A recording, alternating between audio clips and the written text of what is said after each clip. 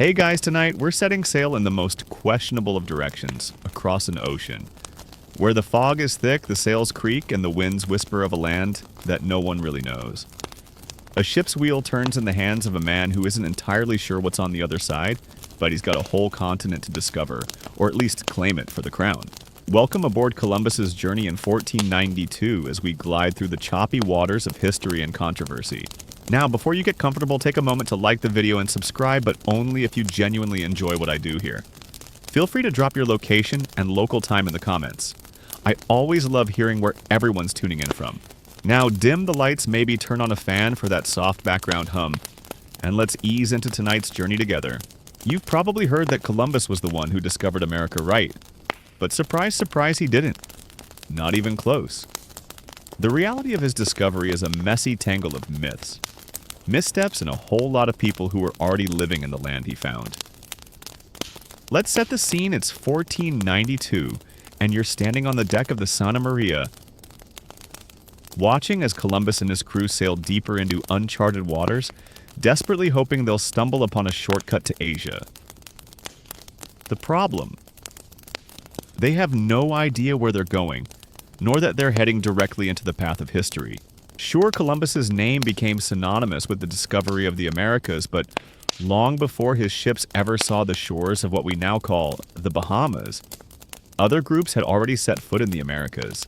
In fact, this isn't even the first time a European set sail across the Atlantic to discover land.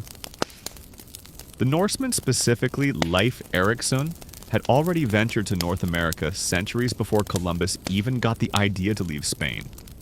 And then there's evidence pointing to the Polynesians, who might have sailed the vast Pacific well before either of them, with their incredible navigation skills and expansive trade routes. Historians still argue whether Columbus's voyage was in fact the true discovery of America, or whether it simply marked the beginning of a new era of exploration that just happened to involve him and his voyages. The fact remains, Columbus's journey wasn't about first contact or discovery. It was about what came after and how his landing set the stage for centuries of colonization that would fundamentally change the Americas forever. As you watch the ship's sails billow, think about this: Columbus, even in his own time, wasn't the only one seeing new possibilities across the horizon.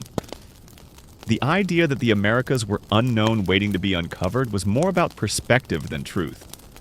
But for Columbus, whose goal was to find a westward route to the riches of Asia, he was in the right place at the right time, or rather the wrong place by the wrong means. In those first days at sea, it wasn't just a matter of sailing into the unknown. It was sailing with the expectation that this voyage would change everything. Columbus thought he was on the verge of finding the fabled lands of the East where spices, gold, and the wealth of the Indies could be grabbed with ease. But here's the kicker. It wasn't gold he found, not really. Instead, he landed on a set of islands in what is now the Caribbean, where he met the Taino people, native inhabitants who'd been living in these islands for generations with a complex and thriving culture. For Columbus, though, the Taino were just the first of many new discoveries. He was convinced he had landed on the outskirts of Asia. Just another day on the job, you might imagine him saying, even though he'd been wildly mistaken. Now dim the lights a little more as the wind picks up in the story. Think of how it must have felt for those aboard the Santa Maria. Some with no idea where they were headed, and others like Columbus determined that they were on the brink of changing history.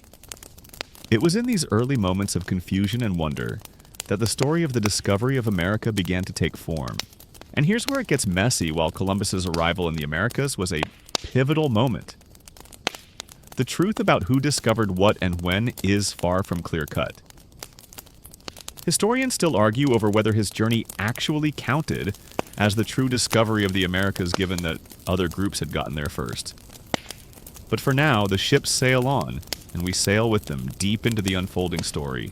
You step off the deck and into the dust of ancient footsteps, bare feet, hardened by terrain tracing trails across open plains, lush forests, and icy tundras, long before a European thought to cross the Atlantic.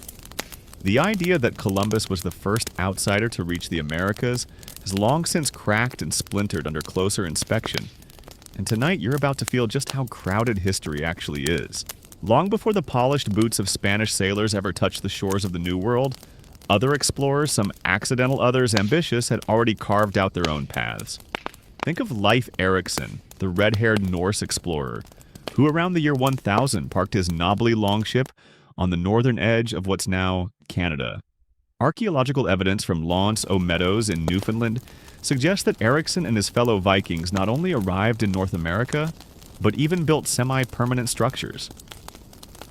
Wooden beams, iron nails, and cooked food all hint at a brief yet tangible Viking foothold in what they called Vinland. You can practically hear the clang of iron against rock as they tried awkwardly to make this wild land home. Spoiler, they didn't last.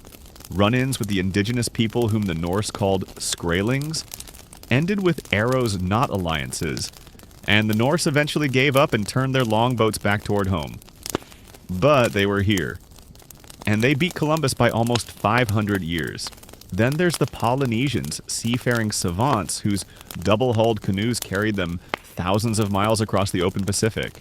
These navigators were so good at reading the stars' currents and bird flight patterns that many scholars believe they reached the coasts of South America before Columbus's great-great-great-granduncle was even a thought. Some researchers point to sweet potatoes. Yes, sweet potatoes as proof.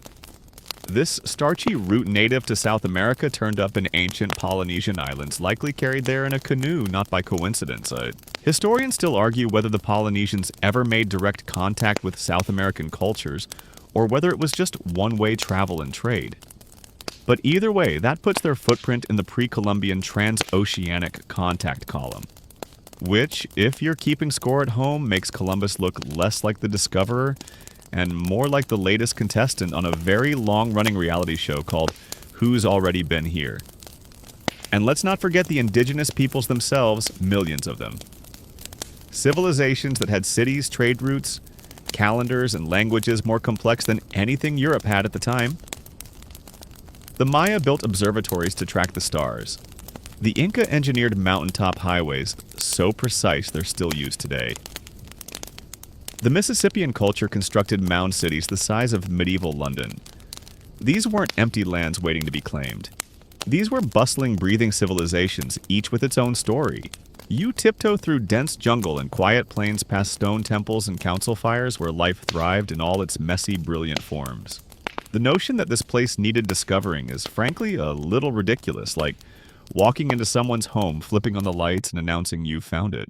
Yet Columbus's story, like a stubborn weed, grew and spread its roots wrapping around school curriculums, holidays, and marble statues. Why? Maybe because his voyage did mark a turning point. Not the first footfall, but the first ripple of sustained European colonization. What came after was global empires rose and fell, maps were redrawn, and lives were rewritten, some erased entirely. Still, it's easy to forget just how close Columbus came to becoming a historical footnote himself. His arrival might have passed unnoticed like Erikson's, if not for one thing he wrote it down. And others read it. He returned. He told stories. He named things. He brought gifts, shiny metals, exotic birds, and yes, indigenous people taken as specimens. His voyage was louder, more political, more publicized. That's the twist. Columbus didn't find the Americas, but he did advertise them. And that, in a world run by kingdoms and coins, mattered more than accuracy. And here's your fringe tidbit for the night. There's even a theory whispered on the weirder edges of academia that ancient Roman sailors might have made it to the Americas too. A few Roman coins have turned up in places they really shouldn't be, like deep in pre-Columbian Native American settlements. Most historians brush this off as later contamination or trade anomalies, but hey, history's full of surprises. So you're standing in the middle of a continent that didn't need discovering, listening to the wind. Whisper names never recorded by European scribes. Behind you, Norse longships and Polynesian outriggers fade into memory. Ahead of you, the sails of a man who thinks he's found India. You let that thought linger as you listen to the hush of waves that have carried so many explorers to these shores and so many stories lost and untold beneath the foam. You're in a candlelit room now, heavy with the scent of old ink and royal perfume, as parchment unfurls across a table weighed down with desperation. A man in foreign clothes paces, gesturing wildly, selling a dream like a market hawker, shouting over the din. That man is Christopher Columbus, and he's pitching the deal of a lifetime to Ferdinand and Isabella, the Spanish monarchs, who, spoiler alert, will eventually say yes. But they don't jump in right away. Oh no.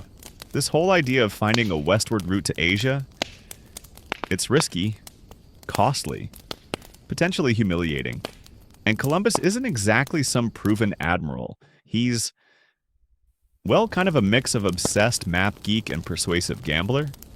You watch him unroll crude maps of the known world, miscalculating the circumference of the globe by just enough to seem convincing.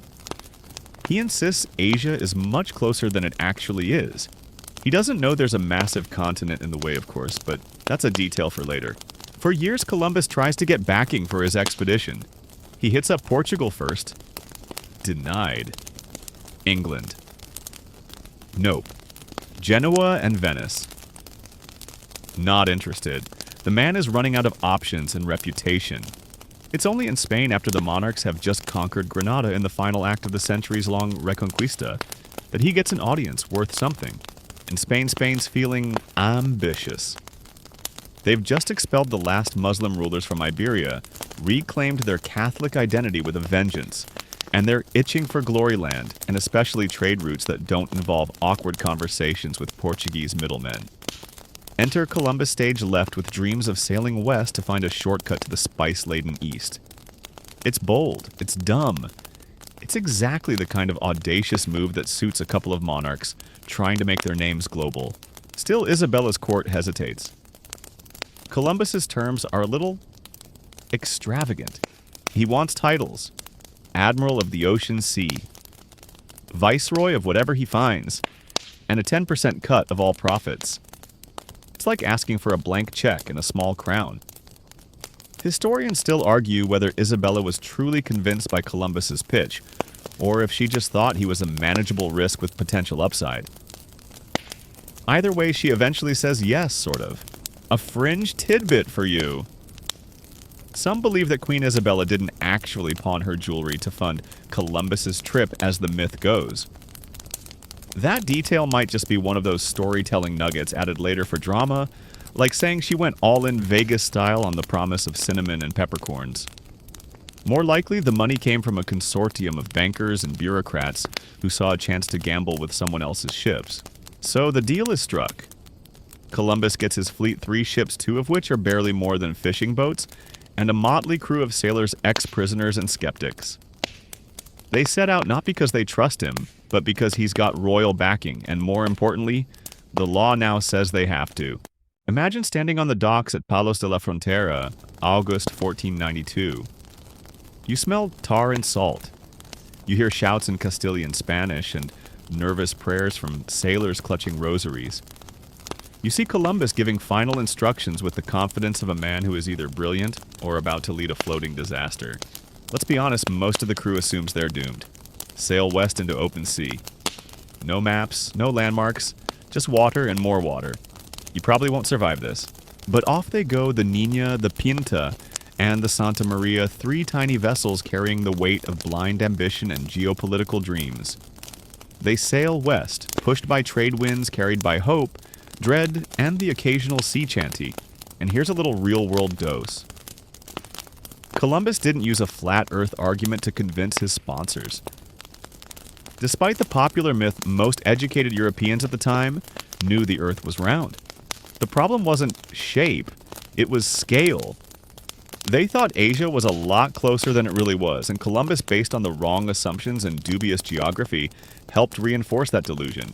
But maybe that's the real power of Columbus's story. He was just persuasive enough. Just confident enough to move kings and queens to action. And once those sails were up, history, whether accurate, exaggerated, or entirely fabricated, was already on its way.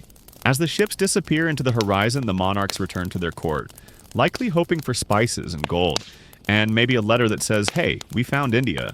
What they don't know is that they've just funded a voyage that will upend centuries of tradition, belief, and balance of power. They didn't buy a ticket to discovery. They bought the first domino in a centuries-long toppling act. You stand on the dock a moment longer, wondering if the next land Columbus finds will look anything like the Asia he promised, or anything like what the world expected. Now you're sweating under a tropical sun, elbow deep in a dense green foliage that sticks to your skin like damp paper. The year is 1592 or maybe early 1493 by now, and Columbus is convinced he's standing somewhere off the coast of Asia. You watch him pace the shore of what is probably present-day Hispaniola head full of gold pepper, and imagined Chinese dignitaries just waiting to shake his hand. Spoiler, no such dignitaries arrive. From the moment he lands, Columbus sees everything through the golden-tinted glasses of ambition. The locals' kind, curious, unarmed Taino people welcome the newcomers with open hands. They offer food gifts and peace. You watch as Columbus notes their generosity, their ornaments, and especially their gold. Always the gold. It glitters in small decorative trinkets, nose rings, necklaces, bracelets, and that's all Columbus needs to imagine entire cities paved with it just around the next bend in the jungle.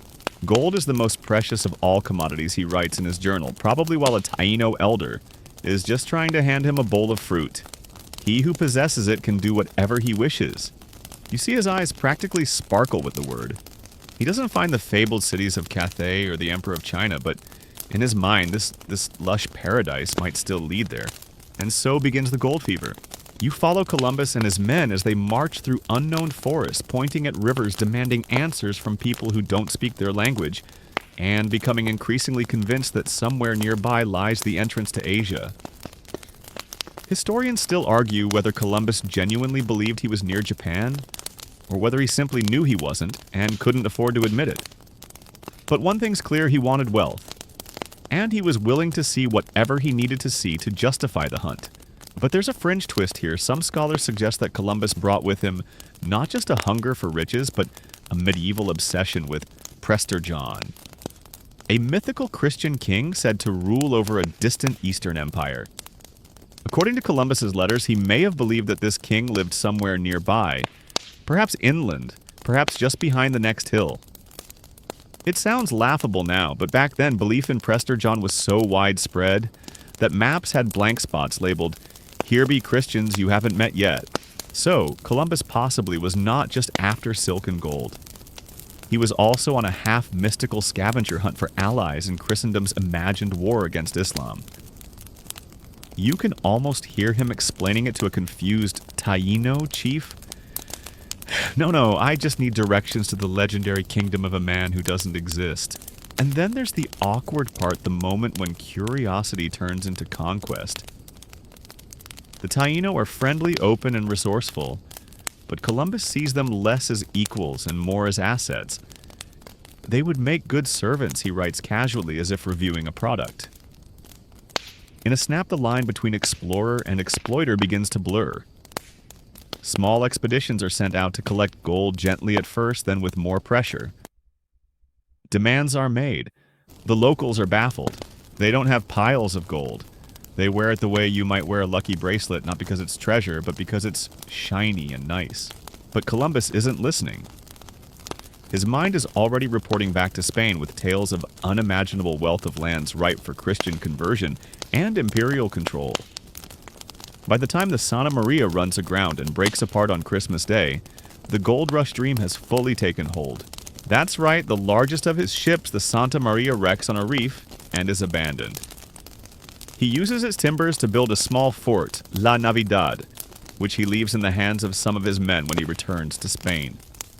You'd think this might be a moment for humility. It's not. He sails home certain he's on the edge of Asia, his pockets filled with tales rather than treasures, but it doesn't matter. Spain doesn't need gold in hand, they need gold on paper. So back he goes across the Atlantic with captive Taino on board as proof of his success. They're paraded through Spain like exotic pets. Columbus receives royal applause and the fever spreads. Other explorers start preparing to sail. The race for the New World begins, not because of what Columbus found, but because of what he promised. And here's the quirky little footnote: the map Columbus relied on, drawn by Paolo Toscanelli, was so off the mark that it had Japan chilling just west of the Azores and Asia, practically snuggling Europe. In other words, Columbus was operating with the geographical equivalent of a child's drawing on a napkin, and he still made it. As you trail behind him through jungle paths and broken dreams, you see a man so certain of his destiny that he bends reality to fit it. To him, these lush lands were just a staging area, a tropical lobby for Asia's grand banquet halls. But the gold fever once caught doesn't fade. It spreads. Spain soon demands more ships, more men, more loot. And Columbus. He's already planning voyage number 2, eager to find what he missed the first time. You step back onto the sand, feeling the weight of what's to come. The dream of gold is just beginning, but the price will be paid by people who never asked to be discovered. You're tucked into the shadow of a palm, now watching as two entirely different worlds size each other up like awkward neighbors meeting over a broken fence. First contact between the old world and the new wasn't one moment, it was a series of stumbles, misunderstandings, gifts, and, well, germs. And if you think it went smoothly, buckle in. You see the Taino greet the Spaniards with open palms offering fruit beads and hospitality? There's curiosity, even excitement, as two civilizations catch a fleeting glimpse of each other through the fog of unfamiliarity. Columbus and his men bring beads bells, metal trinkets, things that sparkle. To the Europeans, these items are cheap. To the Taino, they're strange and beautiful. It all feels almost sweet at first, like a tentative new friendship. But scratch the surface and things start to unravel. Columbus views the Taino not as equals, but as subjects in waiting, potential laborers, potential converts, and above all, potential tools in the search for gold. His journals speak warmly of their generosity, and then with unsettling speed pivot to how easy they would be to control. And while Columbus offers glass beads and iron blades, he also brings invisible passengers: smallpox, measles, influenza. Diseases that the native populations have never encountered before, with no immunity and no defense. Historians still argue how quickly these illnesses spread during Columbus's first voyage, but it's widely accepted that the demographic collapse that followed was staggering. Some estimates suggest 90% of indigenous populations in certain regions were wiped out within a century. It's a terrifying kind of silence. Villages left empty, rituals unperformed, generations cut short, and the worst part? The Europeans didn't even realize the damage at first. The viruses did the conquering before the conquistadors ever unsheathed their swords. Then there are the animals. Columbus brings pigs, horses, and dogs, none of which the Taino have seen before. Picture someone releasing a bunch of feral pigs onto your island paradise and then leaving. The pigs thrive. They destroy crops. They eat like invaders. Columbus sees them as supplies. The Taino see them as pests and very possibly demons. You watch one soldier swagger on horseback, a towering beast in the eyes of people who've never seen an animal like it. The horse becomes a weapon of fear and status, and the war dogs. Massive mastiffs trained to kill. These animals don't just frighten, they're used deliberately in later campaigns to enforce Spanish rule. But even now, in this moment of first contact, the shadows of control and domination begin to stretch. And let's talk about names. You sit cross-legged on warm sand as Columbus, quill in hand, renames everything he sees. He doesn't ask what the island is called, he simply decides. San Salvador, Hispaniola, Navidad. In his mind, if he names it, it's his. Never mind the fact that the Taino already had names for these places. This is colonialism's opening move: claim it, rename it, reshape it. Here's your quirky tidbit. Columbus believed he had found the Garden of Eden. Yes. That. Garden of Eden. After traveling up the Orinoco River on a later voyage, he wrote that he had likely entered the earthly paradise where the air was sweeter and the sun sat closer to the sky. He didn't just want to find Asia, he wanted to rewrite geography with a dash of Genesis. It's the kind of thing you write when you've sailed too long and your compass is more optimism than science. But it's not all sinister. There are moments, fleeting, fragile ones, when two worlds simply see each other. A Taino child marvels at a polished mirror. A Spanish sailor tries cassava bread for the first time. Someone laughs at how bad someone else is at miming a chicken. It's brief, but it's there. The human thread in a tapestry being woven under tension. Still, those moments vanish fast. Columbus leaves men behind at La Navidad, the small fort built from the bones of the wrecked Santa Maria. He believes the Taino will feed and protect them. They don't, or can't. Or maybe they do at first until Spanish behavior demanding and often violent pushes things too far. When Columbus returns months later, the fort is gone. Burned. Bodies scattered. The balance has already tipped. Historians still argue who started that conflict, whether the Spaniards overstepped or whether the Taino grew suspicious. But it's one of the first signs that this won't be a story of peaceful integration. This is a collision. Two cultures can't overlap for long without pressure building, and you can feel that pressure now. You're standing between them, ears filled with voices that don't understand each other, eyes watching ships unload not just goods, but ideology.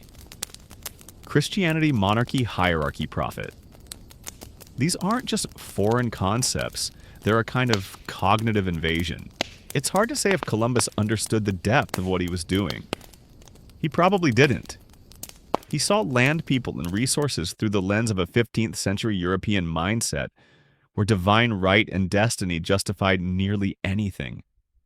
He didn't land thinking time to ruin lives, but he did land thinking time to claim this. And that in the end made all the difference. So you step back again into the shadows of tall palms and wide skies. First contact is over. The gift giving is done. The misunderstandings are piling up. And somewhere in the hold of a ship, a disease is already starting to spread. You're floating just behind Columbus now, and he's got a quill in one hand and a sword in the other.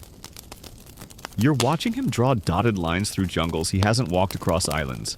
He doesn't control naming and claiming with all the confidence of a man who's decided the map is his before the ink even dries.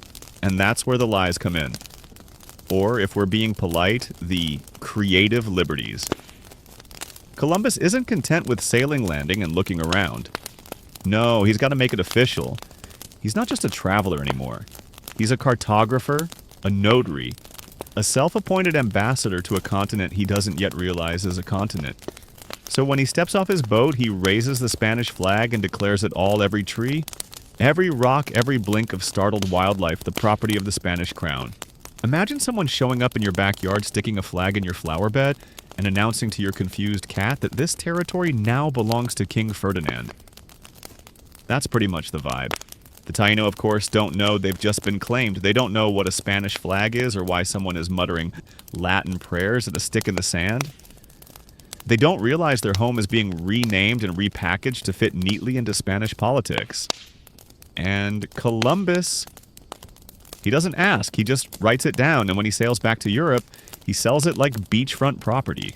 Historians still argue whether Columbus knew deep down that he hadn't reached Asia. The evidence suggests he suspected something was off.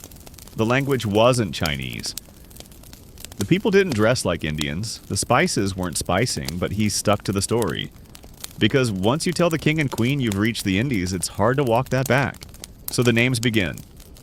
Columbus calls the first island San Salvador, even though the locals called it Guanahani. Hispaniola gets its name too, a Latinized way of saying, this place reminds us of home, but with more palm trees. Cuba is declared to be part of the Asian mainland, yes, really. He sends men to explore its coast looking for the Great Khan's palace. No dice, obviously, but he's not just naming, he's reporting. Columbus writes glowing letters filled with exaggerated promises. He describes fertile lands, gentle natives, endless resources. And to be fair, the islands are lush, full of fruit, freshwater, and natural beauty. But the gold. That's more wishful thinking than reality. Still, he knows what his sponsors want to hear, and he tells it to them with the flair of a man who understands marketing. Columbus was many things, but bad at self-promotion was not one of them. Here's your fringe detail of the night in one of his letters to the monarchy. Columbus swears he sees mermaids. 3 of them, swimming near the prow of the ship. He admits they're not as pretty as the legends suggest, but still he chalks them up as a win.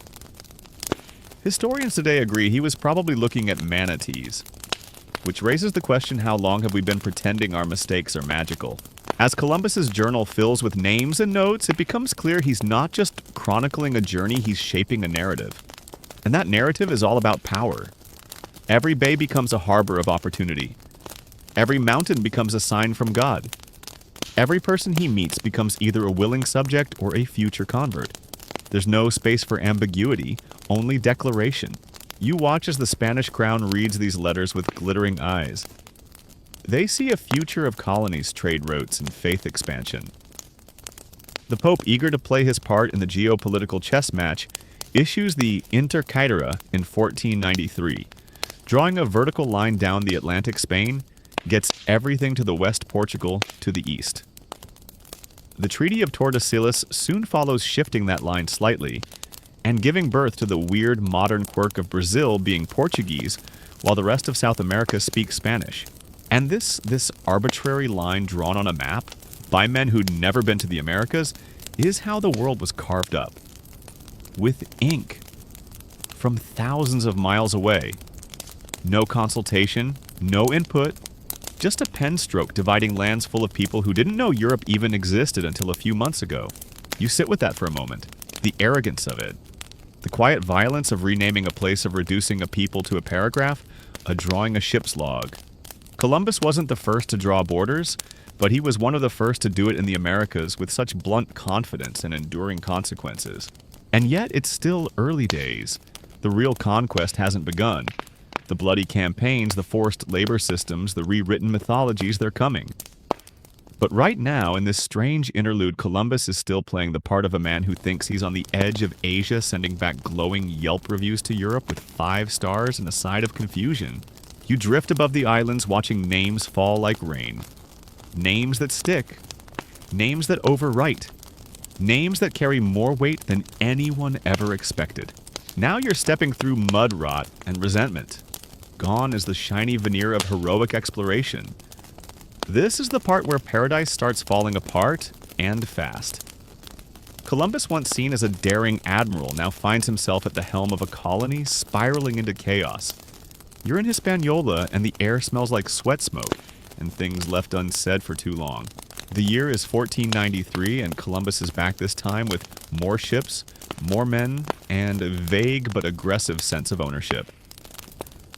His second voyage isn't just an expedition, it's colonization with capital letters.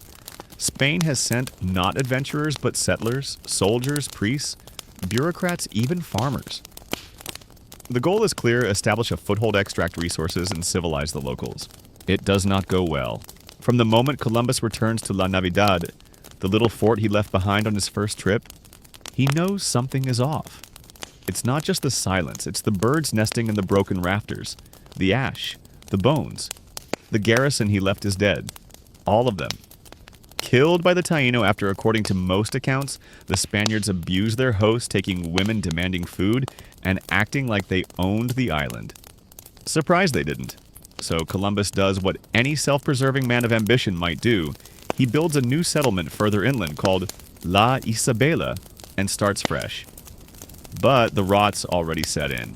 You can feel it in the growing tensions between Columbus and his men. See it in the face of the laborer who came for land, but finds only disease and starvation. Hear it in the whispered complaints of noblemen unused to sleeping on dirt, and obeying a Genoese outsider with grand titles but no clue how to govern. Because let's be honest, Columbus was a skilled navigator but a terrible administrator. His governance style is erratic, to put it gently. He hands out harsh punishments, favors family members, ignores critical shortages, and makes enemies fast. When food runs low, he imposes strict discipline. When gold proves harder to find than expected, he demands tribute from the Taino. You watch as they're forced to deliver a hawk's bell full of gold dust every 3 months or face punishment. And here's where things go from ugly to unbearable. Columbus institutes a forced labor system. Indigenous people are made to mine build and carry under brutal conditions. Spanish settlers are given encomiendas, essentially licenses to extract labor from local communities in exchange for promises of protection and Christian teaching. It's a system that quickly devolves into open exploitation.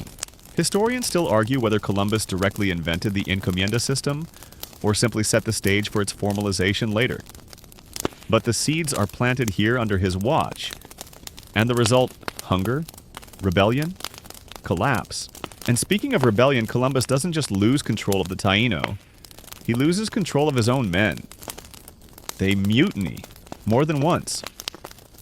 Some accuse him of mismanagement, others of cruelty, and still others simply want out. They came for fortune and glory, not starvation and chain of command confusion. The governor's turning into a villain in his own story. Here's a fringe tidbit for the night. Columbus's own contemporaries accused him of some shockingly brutal behavior, not just toward the Taino, but toward his own settlers. At one point, he supposedly ordered a Spanish man's tongue cut out for speaking ill of him. Later investigations into his rule mention torture, public floggings, and mutilations as methods of keeping order. This wasn't just a guy who made bad decisions. This was a man ruling with fear and failing even at that. The Spanish crown starts to get wind of all this.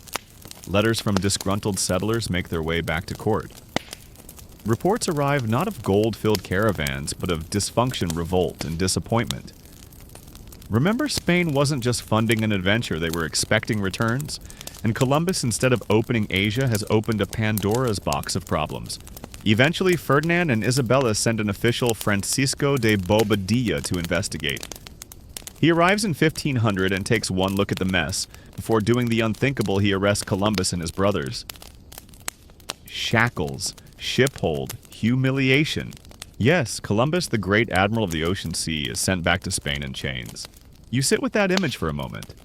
The man who stood before the monarchs and sold a dream, now slumps in a cell, stripped of power, reputation tarnished. And yet, when he arrives in Spain, the monarchs don't keep him imprisoned. They remove his governorship, sure, but they also quietly release him and allow him to mount a fourth voyage. Because empire, like everything else, is complicated. You sigh because even now Columbus's story isn't clean. It never was. He's not a pure villain, but he's certainly not a hero. He's a man caught between ambition and inability, between a world he wanted to control and one he could barely understand. You step out of the ruined settlement, the jungle creeping back over buildings never meant to last. The colony lurches on, no longer a dream but a machine, one fueled by labor cruelty and the slow erosion of paradise. And Columbus. He's still dreaming somewhere on another deck, still looking for Asia. You're on a creaking deck again. Different voyage, same man, older now. The wind bites sharper, and the eyes of the crew are narrower, more suspicious. Columbus is preparing for his fourth and final voyage, and if this sounds like the part where he redeems himself with wisdom and grace, sorry, not that kind of bedtime story. By this point, it's 1502. Columbus has lost his governorship, been dragged home in chains, and watched his reputation take a serious tumble. But he's still clinging to one thing, his belief that a strait exists somewhere in the New World that leads directly to the riches of the East. No matter how many ships have failed to find it, no matter how many maps prove otherwise, he's convinced the shortcut is real. And maybe, just maybe if he finds it, he'll earn back his glory. The Spanish crown, partly out of obligation, partly to keep him busy, grants him permission for one more voyage. But with a condition: he can't land in Hispaniola. That's right, he's banned from the very colony he helped found. A bit like being told you can't come back to your own restaurant because the food poisoned everyone. Still, Columbus sets sail with 4 aging caravels, and the mission is clear. Find that passage to Asia, or die trying. And honestly, you get the feeling Columbus wouldn't mind either outcome. He's chasing legacy, now, not logic. This fourth voyage is less an adventure and more a prolonged breakdown at sea.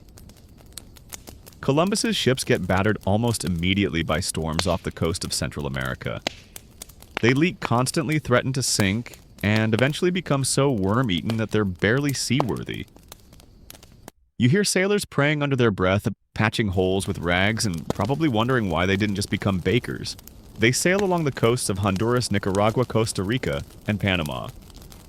And here's the kicker: he's actually close. Really close. Just miles away from the isthmus that will one day host the Panama Canal, the very passage he's been searching for. But there's no canal yet, and the terrain is dense, wet, and crawling with mosquitoes. Instead of discovering a shortcut to the East, Columbus ends up trapped in the tropical hellscape of mud, rain, and fever dreams. Still, he insists, Asia is just over that hill. Historians still argue whether he ever truly stopped believing he was in the East Indies, but most agree he never admitted he'd found a new world. To the end, Columbus referred to the lands he explored as extensions of Asia. He didn't want a new continent. He wanted to be right. And as always, local people bear the brunt of this obsession. In Panama, Columbus tries to establish a colony near the gold-rich Veragua region. He builds a stockade, sends men to dig, pushes too hard too fast. The indigenous people resist, as they always have the right to do, and violence erupts again. Columbus abandons the effort and flees. Soon after, things get even worse. 2 of his 4 ships are lost in storms. The remaining 2 are so damaged they can't continue. He's forced to beach them on the northern coast of Jamaica stranded. No means of communication. Supplies dwindling, morale collapsing. And here's your fringe but true tidbit. Columbus, ever the cunning operator, pulls off one of the most absurd life hacks in maritime history. While marooned on Jamaica and facing starvation, he uses a borrowed almanac to predict a lunar eclipse. He gathers the local Arawak people and tells them that God is angry they've stopped supplying his crew with food. That very night, the moon vanishes into shadow. You can imagine the awe, the fear. A glowing orb swallowed by darkness. Columbus pounces. God has withdrawn the light of the moon, he declares, but he'll bring it back if you help us. The Arawaks feed them. The moon returns. The scam works. It buys Columbus and his men months of survival before rescue finally comes. Not triumphant rescue, mind. You just enough ships to bring everyone back barely alive to the Spanish Caribbean outpost. From there, Columbus sails home to Spain for the last time. He's not welcomed as a hero. Not really. No more parades, no more fancy titles. He spends his final years sick, bitter, and frustrated. His petitions to the crown to restore his titles to award him riches are largely ignored. He dies in 1506, likely of arthritis and heart failure, still convinced that he found Asia, still insisting the world had misunderstood him. You sit quietly beside him now in a modest room candle flickering as a once famous admiral fades into obscurity. His name for a while becomes just that, a name. History moves on. New explorers like Amerigo Vespucci realize this is a new continent altogether. Cartographers begin labeling maps with a different name. America. That's the strange soft ending to Columbus's voyages. No final triumph. No continent named after him. Just a man out of time, out of favor, and out of answers. And yet, the impact of what he set in motion keeps growing. The contact between Europe and the Americas doesn't stop, it accelerates. His failure becomes the foundation of something much larger than his ambition. And you, watching from the deck of a beached ship, realize even the most disastrous journeys can change the world. You're walking down a quiet city street now, your feet echoing against stone passing statues whose faces stare out with eternal confidence, except now people are starting to talk back. Graffiti marks the base. A sticker reads, "Reconsider this hero." Another simply says, 1492 was not a discovery. You've arrived in the modern era where Columbus is no longer safely tucked inside heroic textbooks. He's in the crossfire of public debate. Today, Columbus isn't just a man from the past. He's a symbol, and symbols are loud. They mean different things to different people.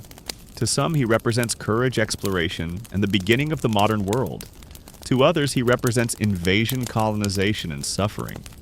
And both sides are pointing at the same history with very different hands. You walk past classrooms where students no longer memorize in 1492. Without context. Teachers pause. They ask, what does it mean to discover a place where millions of people already lived? It's not rhetorical. It's the start of something necessary, maybe even overdue. Historians still argue about the terminology. Was it a discovery? A contact? A collision? Some say calling Columbus the discoverer of America erases the stories of the Norsemen, like Leif Erikson, who landed in Newfoundland nearly 500 years earlier. Others point to the obvious indigenous civilizations had been living, thriving, and trading across the Americas for tens of thousands of years. Discovering America It had already been discovered by millions. That's where things get tangled, because Columbus did change the world. His voyage marked the beginning of sustained European involvement in the Americas. Trade, colonization, cultural exchange, conquest, it all ignited with those first sails on the horizon. But changing the world and improving it, that's where the story stops being heroic and starts being hard. You pass a school named after him, Columbus Elementary. There's a faded mural of ships and sunshine, and someone's added a sticker of a crying Taino child in the corner. The debate isn't just historical anymore, it's personal. Families argue over dinner tables. Town halls get heated. Statues are toppled while others are defended with passionate speeches. And let's be honest, this isn't just about one man. Columbus has become a shorthand for how we remember history, for who gets celebrated and who gets silenced. When people argue about his statues, they're often really arguing about legacy identity and whose stories matter in public spaces. Here's a little-known modern fact. In 2020, amid global protests against systemic injustice, multiple Columbus statues were defaced, removed, or quietly relocated. One was beheaded in Boston, another thrown into a lake in Richmond. In some places like Chicago, they were taken down preemptively to avoid conflict. The conversation shifted from should we remember Columbus to how should we remember him? Meanwhile, some Italian-American groups defend Columbus Day as a symbol of ethnic pride. They argue that the holiday isn't just about the man, it's about the legacy of Italian immigrants in the U.S., many of whom faced poverty, discrimination, and violence.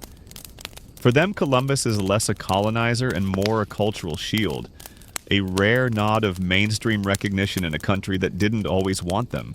And here's your quirky twist for tonight: Columbus himself wasn't even Italian-American. He wasn't even really Italian in the modern sense. He was Genoese, a citizen of an independent republic that predates unified Italy by several centuries. He didn't speak modern Italian, and he likely wrote most of his journals in Castilian Spanish, or a Portuguese-tinged Latin. The man used by modern America as an Italian symbol would have been totally baffled by it. As you stroll past protest signs and pamphlets, you see how layered this legacy is. It's not just facts on a page, it's emotion memory and identity colliding. Indigenous activists call for truth and reconciliation. Educators push for curriculum that includes Taino voices, African slaves, and overlooked histories. Meanwhile, defenders of the traditional story say we shouldn't judge a 15th century man by 21st century standards. That's the tension. Do we honor the fact that Columbus changed the world? Or do we mourn the damage he helped set in motion? Maybe both. You pause at a public square where years ago a Columbus statue stood. Now there's just a plaque in the grass and a new mural nearby. A swirl of faces, from Taino elders to Spanish sailors to modern children holding globes. The caption reads, "History belongs to all of us. Let's tell it fully." And in that moment, you realize the story isn't ending. It's unfolding. Columbus isn't just a name in a book anymore, he's a litmus test.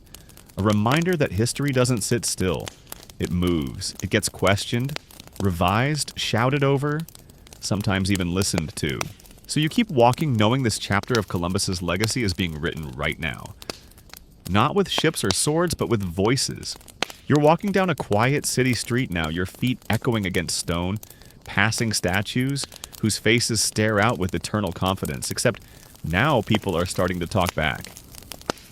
Graffiti marks the base. A sticker reads, "Reconsider this hero." Another simply says, 1492 was not a discovery. You've arrived in the modern era where Columbus is no longer safely tucked inside heroic textbooks. He's in the crossfire of public debate. Today, Columbus isn't just a man from the past. He's a symbol, and symbols are loud. They mean different things to different people. To some, he represents courage, exploration, and the beginning of the modern world. To others, he represents invasion, colonization, and suffering. And both sides are pointing at the same history with very different hands. You walk past classrooms where students no longer memorize. In 1492, without context, teachers pause. They ask, what does it mean to discover a place where millions of people already lived? It's not rhetorical. It's the start of something necessary, maybe even overdue. Historians still argue about the terminology. Was it a discovery, a contact, a collision? Some say calling Columbus the discoverer of America erases the stories of the Norsemen like Leif Erikson, who landed in Newfoundland nearly 500 years earlier. Others point to the obvious indigenous civilizations had been living, thriving, and trading across the Americas for tens of thousands of years. Discovering America. It had already been discovered. By millions. That's where things get tangled because Columbus did change the world. His voyage marked the beginning of sustained European involvement in the Americas. Trade, colonization, cultural exchange, conquest. It all ignited with those first sails on the horizon. But changing the world and improving it? That's where the story stops being heroic and starts being hard. You pass a school named after him, Columbus Elementary. There's a faded mural of ships and sunshine, and someone's added a sticker of a crying Taino child in the corner. The debate isn't just historical anymore, it's personal. Families argue over dinner tables. Town halls get heated. Statues are toppled while others are defended with passionate speeches.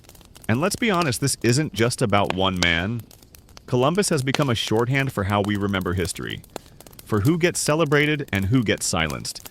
When people argue about his statues, they're often really arguing about legacy, identity, and whose stories matter in public spaces. Here's a little-known modern fact. In 2020, amid global protests against systemic injustice, multiple Columbus statues were defaced, removed, or quietly relocated. One was beheaded in Boston, another thrown into a lake in Richmond. In some places like Chicago, they were taken down preemptively to avoid conflict. The conversation shifted from should we remember Columbus to yes, how should we remember him? Meanwhile, some Italian-American groups defend Columbus Day as a symbol of ethnic pride. They argue that the holiday isn't just about the man, it's about the legacy of Italian immigrants in the U.S., many of whom faced poverty, discrimination, and violence. For them, Columbus is less a colonizer and more a cultural shield, a rare nod of mainstream recognition in a country that didn't always want them. And here's your quirky twist for tonight.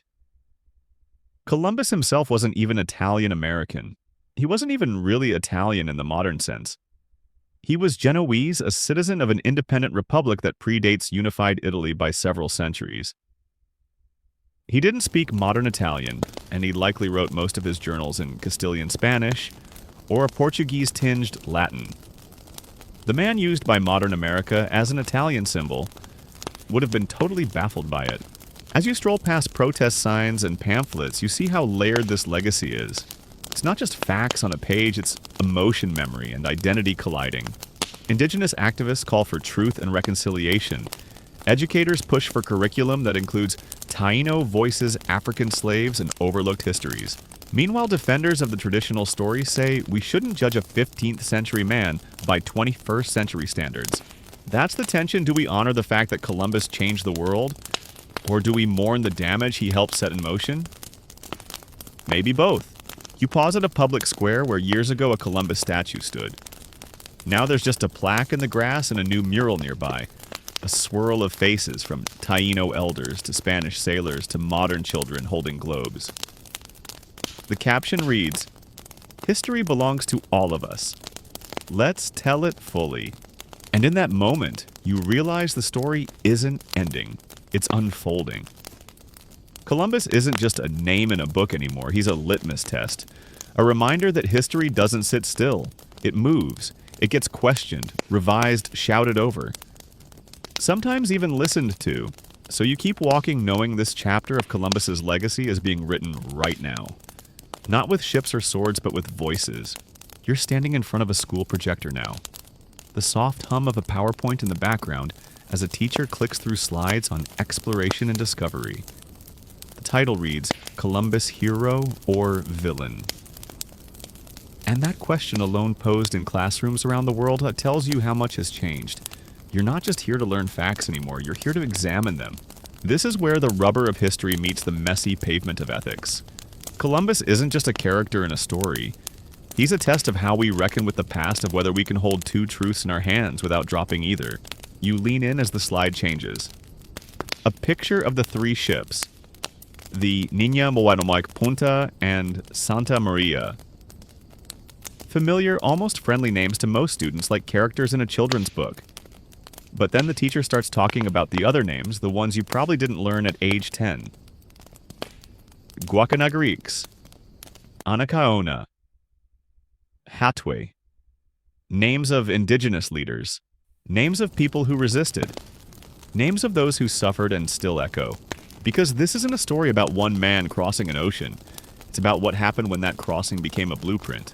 You hear how Columbus's voyages launched the Columbian Exchange. The massive, irreversible swap of plants, animals, diseases, cultures, and ideas between the old and new worlds. Tomatoes, potatoes, chocolate, and maize cross the Atlantic. Horses, pigs, wheat, and smallpox come in return. You nod, half impressed, half uneasy. Because while pizza might not exist without the Columbian Exchange, neither would the catastrophic decline of native populations. Here's your mainstream history moment. Most scholars agree the Columbian Exchange marks one of the most important turning points in human history. Economies shift. Ecosystems change. Entire continents are transformed permanently. But then the teacher brings up a map of indigenous population loss. Within a century of Columbus's arrival, some areas see a 90% drop. That's not just migration, that's collapse. Epidemics, warfare, enslavement, and forced labor. Whole nations erased before they could be documented. Historians still argue over which factor caused the greatest loss, disease, or violence, but the effect is tragically clear. The New World becomes the empty world. To many European eyes, simply because they arrive in the aftermath of devastation. Now, here's a quirky classroom twist for you. Some educators have started teaching Columbus's voyages backwards, starting with the indigenous societies that were already here. Instead of Columbus discovered America, the lesson begins. The Taino welcomed strangers. The shift is subtle but powerful. It changes the subject of the sentence. It reframes the center of the story. You move through the classroom as students raise their hands, debate, and wrestle with contradictions. One says, if we cancel Columbus, don't we lose our history? Another answers, maybe we're not canceling it. Maybe we're just adding in the missing chapters. A third leans forward thoughtful, can someone be both brave and cruel? And there it is. Columbus was brave. He crossed an uncharted ocean with 15th century tools political pressure and the looming fear of falling off the earth or worse, returning empty-handed. That took courage. He changed the world. His name for centuries was shorthand for boldness. But Columbus was also cruel. Not in the passive product of his time way, but in the direct documented choices he made, enslaving people, punishing dissent, prioritizing gold over human life. He wasn't just sailing, he was conquering. The hard part. Those two truths can exist at the same time. Heroism and horror, discovery and destruction. A man who opened the world and broke it. You think about how we teach children history. The instinct to simplify, to find good guys and bad guys, to smooth over rough edges with rhymes and drawings. But you're not in 3rd grade anymore. And bedtime history? That's the time to tell it like it is, even if it keeps you up a few extra minutes. Because Columbus wasn't a flat figure on a map. He was complex, contradictory, and deeply human. He believed in destiny. He made mistakes. He held on to bad ideas. He also held onto the tiller of a ship that would, for better or worse, alter the course of civilization. So now you're in the hallway after class staring at a bulletin board with competing posters. One says Columbus, the man who changed the world. Another says Columbus, first slave trader of the Americas. You look at both. Neither feels complete. Neither is wrong. You pass students whispering, debating, Googling facts on their phones, updating their opinions in real time. This isn't a story with a moral at the end. It's a story with a mirror. Columbus stands in it looking back at us, not just as a historical figure, but as a question. What do we do with imperfect heroes? What do we celebrate? What do we erase? And what truths are we finally ready to say out loud? Now you're walking through a museum. Not a grand marble hall full of portraits and golden frames, but a newer wing. Quiet and softly lit. This space isn't about celebration. It's about reckoning. You see glass cases holding broken tools, clay figures, fragments of woven cloth. Pieces of civilizations that thrived long before Columbus ever glimpsed the horizon. This is the story that didn't make it into your elementary school poem. The one that was pushed to the margins while ships and swords took center stage. You stand before a diorama of a Taino village round thatched houses. Children playing elders weaving a ceremonial plaza marked by carved stones. It looks peaceful alive, but beside it is a stark black placard with a simple message. By the end of the 1500s, nearly all of them were gone. You take a breath. The colonization Columbus set in motion didn't just conquer land, it reshaped existence. The systems of trade, agriculture, governance, and faith that had flourished across the Americas were ripped apart and replaced violently often, without consent. And here's something you maybe didn't expect: Columbus helped establish the first European slave trade in the Americas. That's not revisionism. It's in his letters. He wrote to the Spanish monarchs offering to ship back as many slaves as they request. In one voyage alone, he captured 500 native people, packed them into ships like livestock. 200 died before reaching Spain. Some historians still argue whether Columbus intended to create a slave economy or simply acted within the norms of 15th century conquest. But the record is clear: he opened the door. And others soon barged through it, building empires on forced labor. You round another corner and find a room dedicated to resistance. Because yes, there was resistance. It didn't always make the headlines, but it was fierce, brave, and deeply human. One exhibit focuses on Hatue, a Taino leader who led one of the earliest rebellions against Spanish colonizers. Captured and sentenced to death, he was offered baptism to save his soul. He reportedly asked if Spaniards went to heaven. When told yes, he refused baptism, saying he'd rather go to hell than share eternity with such men. That's not just defiance, it's clarity. Here's your fringe fact for tonight in Haiti. Hatue is considered a national hero. His image appears on beer bottles and murals. While statues of Columbus fall, Hatue's star quietly rises. And that's the shift. In museum halls and classrooms and public parks, we're starting to turn the camera around. Not to erase Columbus, but to widen the frame. To include the people he encountered not just as background characters, but as subjects of the story. As protagonists in their own right. You pause in front of a map, not of Columbus's voyages, but of indigenous nations before contact. It's vast. Thousands of names. Each one a home, a language, a worldview. None of which he discovered, but all of which he disrupted. The guide beside you, voice low and steady, explains that some of those people still survive. Descendants of the Maya, the Nahua, the Arawak, the Carib. Others live only in fragments in buried pottery and oral memory. You realize that the true impact of Columbus wasn't just about land, it was about memory. Whose gets preserved? Whose gets paved over? You take a moment to read a visitor's comment written on a sticky note near the exit. It says, "This isn't about guilt, it's about honesty." And maybe that's the point. We don't tell this story to shame you or to cancel history or to light fires under statues.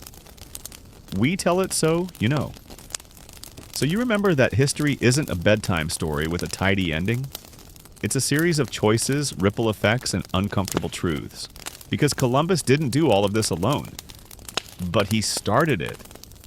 And what followed enslavement disease? Genocide erasure didn't happen in a vacuum.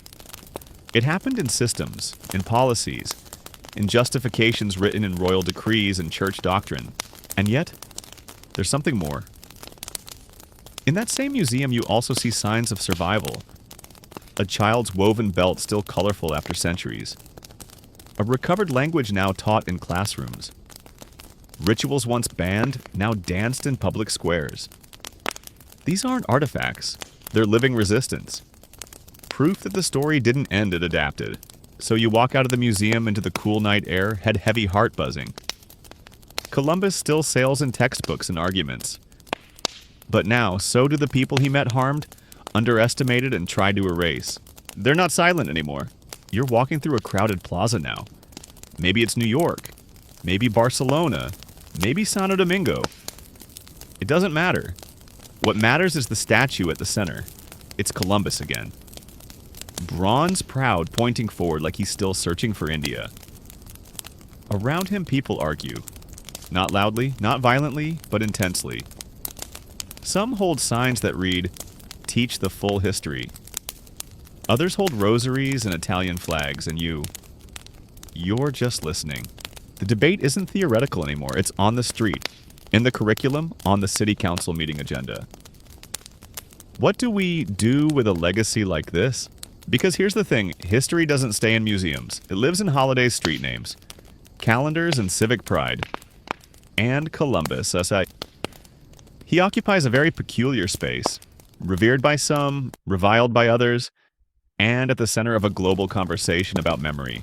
Let's talk about the holiday first, Columbus Day. Second Monday in October. It started in the U.S. as a national celebration in 1937, thanks in part to lobbying from the Knights of Columbus, a Catholic fraternal organization. Back then, it was less about Columbus the person and more about recognizing Italian-American contributions. At the time, Italian immigrants were targets of xenophobia and even lynching. Elevating Columbus helped humanize them. It gave them a piece of the American narrative. But now, more and more state cities and schools are changing course, replacing Columbus Day with Indigenous Peoples Day.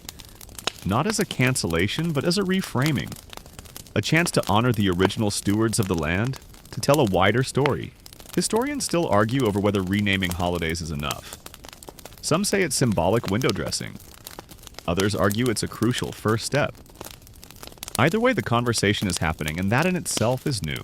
You glance at the statue again. A few feet away, someone has laid sunflowers and a handwritten note. For the ones who came before. No defacement, just remembrance. Quiet, but powerful. And here's your quirky tidbit. In 2021, Mexico City, once home to a massive Columbus statue, replaced it with a statue of an indigenous woman. They called her La Joven de Amayac, based on a pre-Hispanic sculpture found in Veracruz.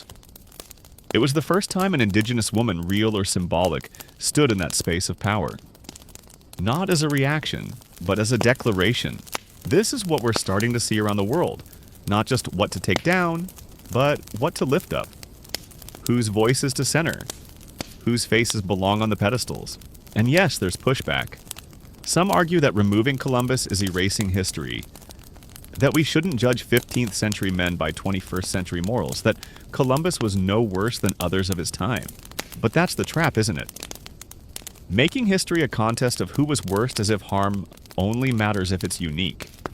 The more honest approach, the harder one is to accept that history is full of contradictions. That someone can be a visionary in one century and a villain in another. That we can tell the truth without setting fire to the past. So what happens to Columbus? The person, the myth, the memory. He stays just not always where he used to. Maybe not always on the pedestal, maybe not always in poems with easy rhymes, but still present, still studied, still known, with nuance. You walk past a school where students are creating a timeline not just of Columbus's voyages, but of global events before and after. They draw pyramids in Mexico canoes in Polynesia, kingdoms in Mali, spice routes in the Indian Ocean. One kid writes, "History didn't start when Columbus showed up." You smile, because that's it, isn't it? This isn't about erasing Columbus. It's about placing him accurately, honestly, and in context. It's about widening the lens and telling a story that starts before 1492. One that acknowledges that the world was already spinning with complexity, culture, and life. And as you turn one last time to look at that statue in the plaza, maybe it's still standing. Maybe it's been moved, you realize the most important monument isn't made of stone. It's the one we're still building together. Out of questions, out of learning, out of truth. Now you're seated in a circle, a gathering of voices. Maybe it's a podcast, maybe a university roundtable, maybe just a dinner table after too much wine. But it's buzzing with energy, curiosity, and the kind of hard questions that don't go down easy. Because tonight's topic is Columbus. Again, still. And somehow the conversation feels both ancient and brand new. One speaker leans forward. Columbus didn't discover anything. He just got lost somewhere else and never admitted it. Laughter flickers around the circle, but so does tension. Another voice softer adds he changed the world. That part's undeniable. The question is, into what?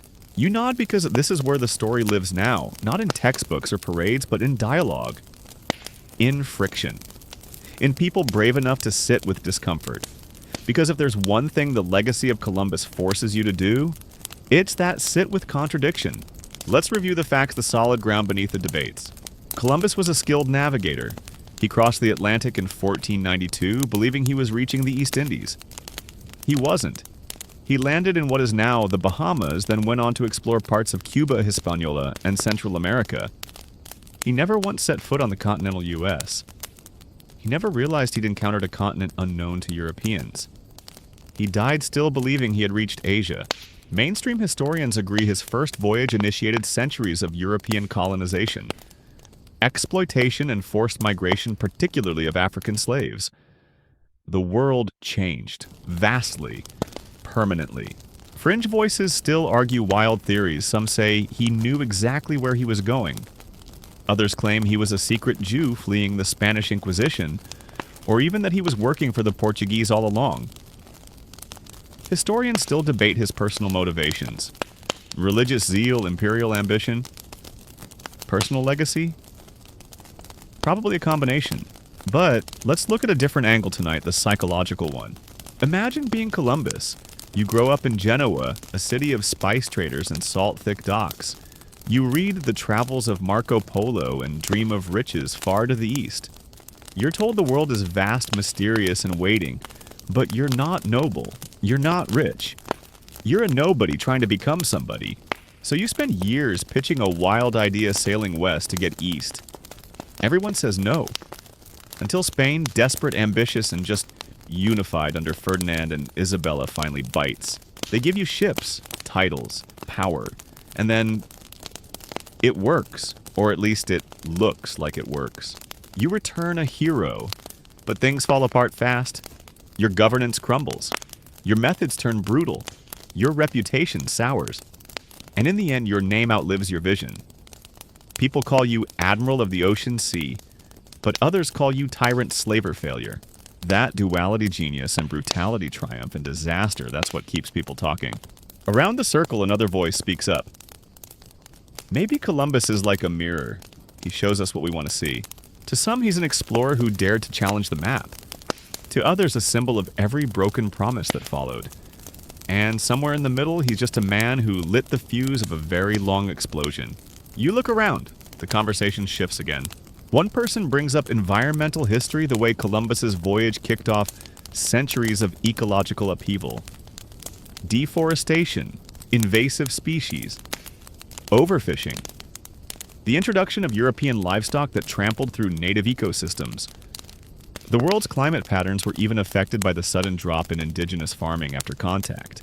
Another brings up the idea of epistemicide, the systematic erasure of indigenous knowledge systems. Not just killing people, but killing ways of knowing. Astronomy, medicine, governance, language, and yes, spirituality. All swept away or overwritten. And here's your curious nugget for the night. Columbus once wrote that the Taino people had no religion, but modern anthropologists believe they had an incredibly complex spiritual system, one involving ancestral spirits called Zamis.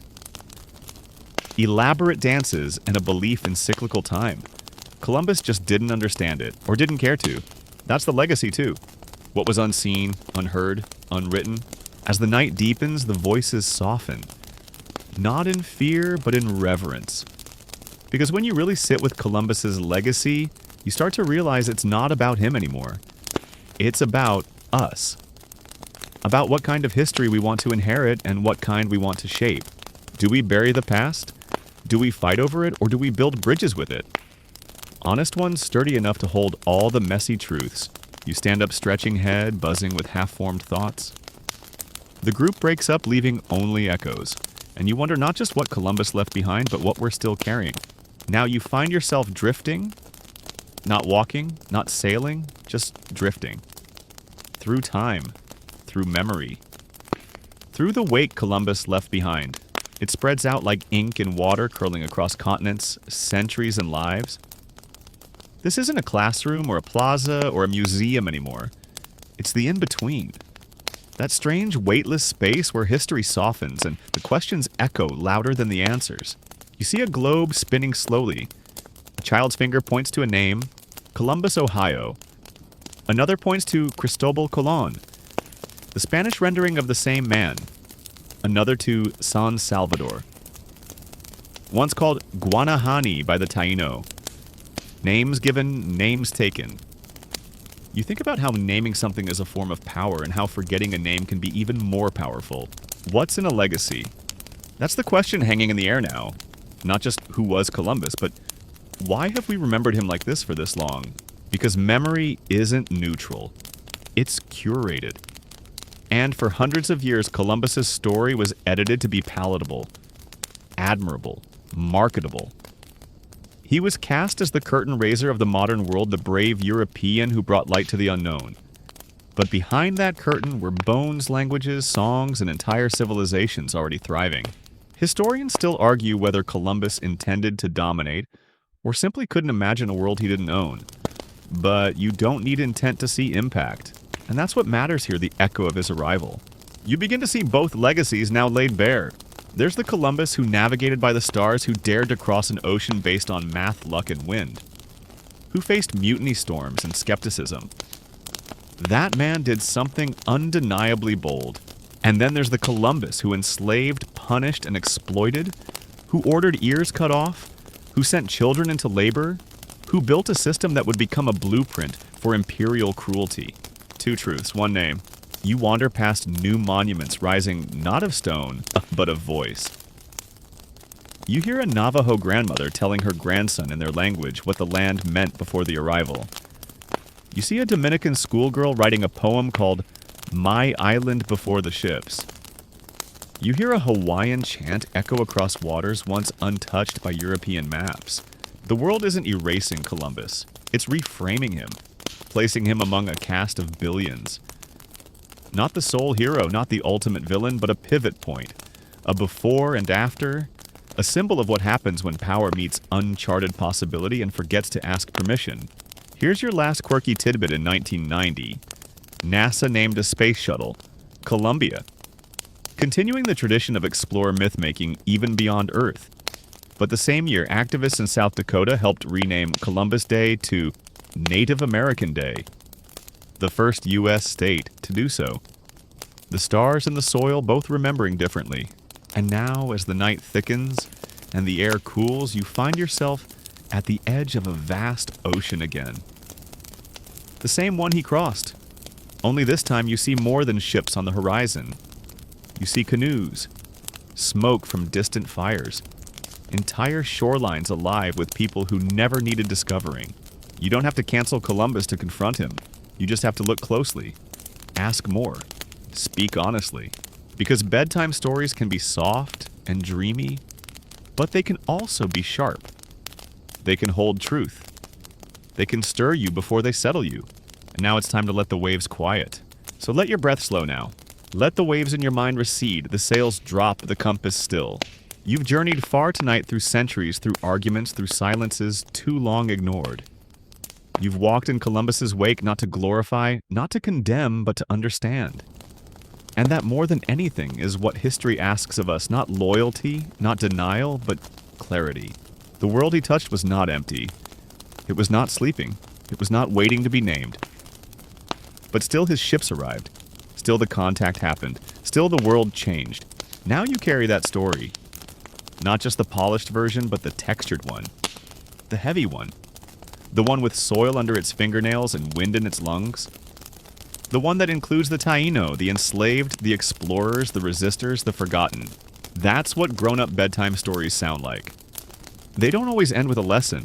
They end with questions, with wonder, with responsibility. So curl deeper into your blanket. Let your limbs grow soft. Let your jaw unclench and your eyes ease shut.